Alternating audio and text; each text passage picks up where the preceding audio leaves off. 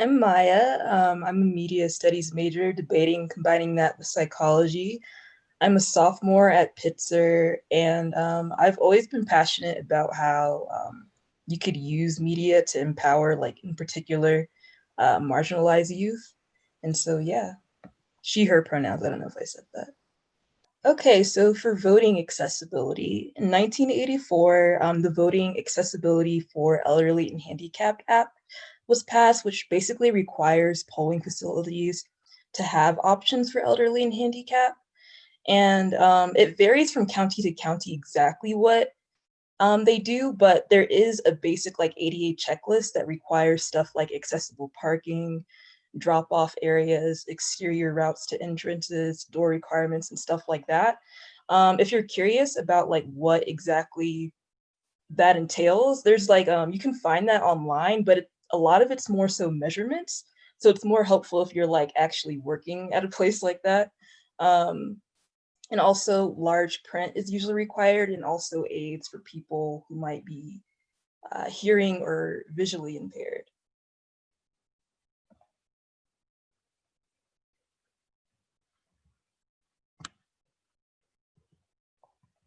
Is someone able to go to the, okay, here we go.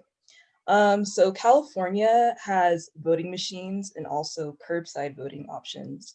And there's also an option for remote accessible vote by mail where you can use technology to fill out forms. Washington also has something similar to that. Like they have an online marking system in King County, which is like the Seattle area, and like you can fill it out that way. But not every place is doing that. And so that's what I mean more so when I say like some places have varying like levels of accessibility. Um, and for people that like for polling places that violate the act, they can be reported to federal district court. So yeah, like if there are like literally no options for accessibility, that's definitely reportable because every place should have that. And next, we're going to talk about how to figure out where your polling location is.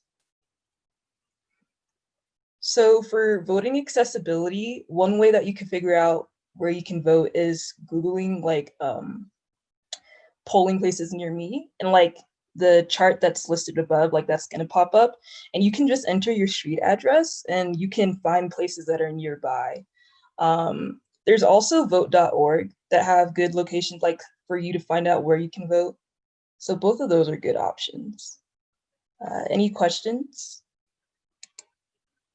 I think I just want to add the note too that a lot of state of secretary websites will allow for voter guides to be requested in different languages. So, and they're also available online. So either you can get them by mail. So if that's something that you or your parents would need, they're very, I think, available on government-based websites.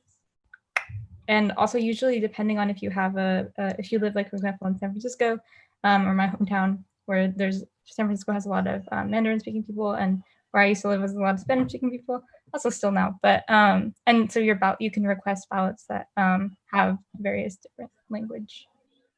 If you'd like to keep up with our initiative in the future, you can follow us on Instagram, Twitter, Facebook, all at youth2020vision.